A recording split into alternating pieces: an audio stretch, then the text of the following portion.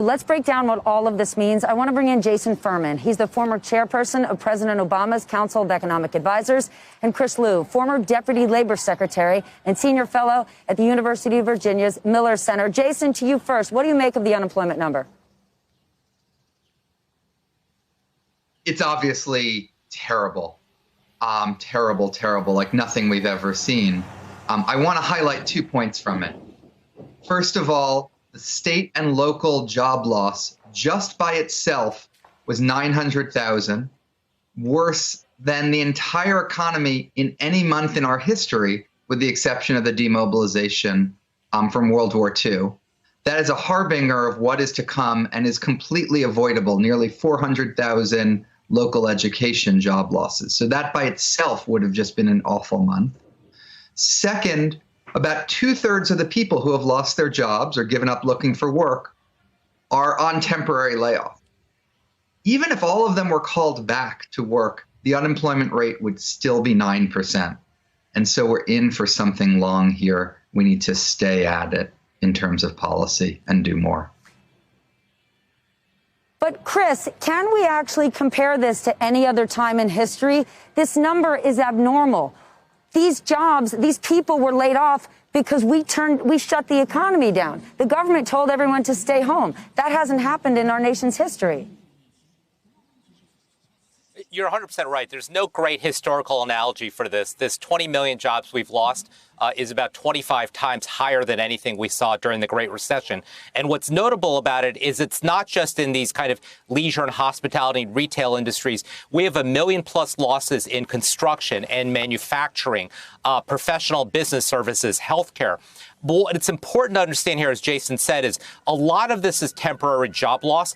The question is, can these mom and pop operations, can these small businesses stay afloat so they can bring these people back? And it speaks to the fact that we need to continue to provide more financial relief. We're not even at stimulus now. We're talking about financial relief to small businesses and to workers to keep this economy afloat until we get out of this public health crisis.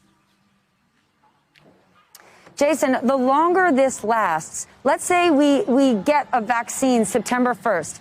Can the economy just turn right back on? During this period of time, many businesses are realizing in the new world they don't need that many employees. Right. I think that's exactly the problem, Stephanie, is there's 2 types of job gains. One is you go back to your old employer. That can happen really fast.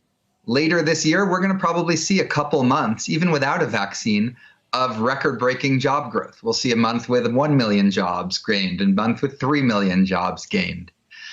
The problem is that even when you turn the lights back on, you just get back a fraction of these jobs lost. Even if you get back 2/3 of them, you're still millions and millions and millions of jobs short. And you'll see that because people won't rehire, because some industries will have persistent problems, because this will accelerate some of the changes underway. And once you're done with that partial bounce back, we're in for a slog. Because the other way of creating jobs, where you find a new employer, where you get trained for a new industry, that is that can be a long, painful process. Who pays for that? Chris, you were talking about mom and pops. There's going to be a whole new set of rules, a whole new set of protocols. Well, if you're a big, giant multinational corporation, you can surely afford to implement that. You can hire people who are reopening specialists. But for those mom and pops out there, for businesses that were struggling before, will this be the end?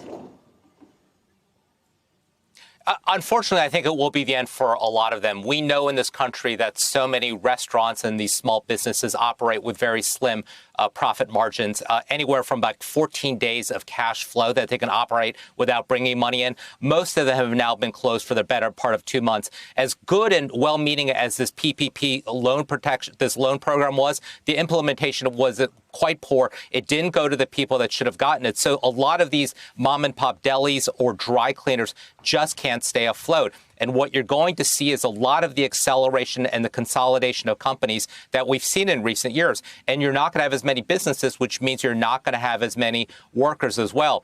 And the problem in all of this is we don't even know that this is the worst yet, because what we've been told by public health experts and by economists is that a hasty reopening of the economy would actually only lead to more deaths and cause a longer and deeper economic downturn. So, today's numbers are bad, but expect many more months of this.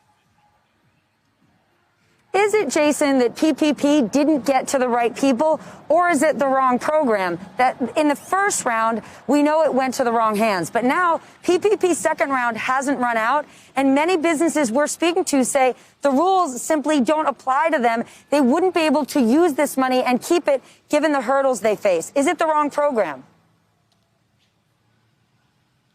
I think PPP is the wrong program. I think it was well-intentioned.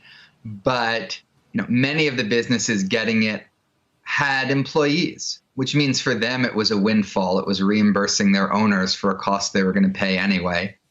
For many others, it's a bridge to nowhere, because once the PPP money runs out and they still don't have customers, they're going to lay all of those employees off again. I think it's precious few businesses that were right in the sweet spot of they were able to continue because of this. And wouldn't absent. I think we should focus our efforts on people and protecting people from the consequences of this. And the way we've done with unemployment insurance, we should do that with healthcare and nutrition as well.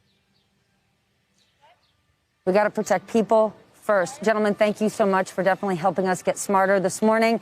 Hey there, I'm Chris Hayes from MSNBC. Thanks for watching MSNBC on YouTube. If you want to keep up to date with the videos we're putting out, you can click subscribe just below me or click over on this list to see lots of other great videos.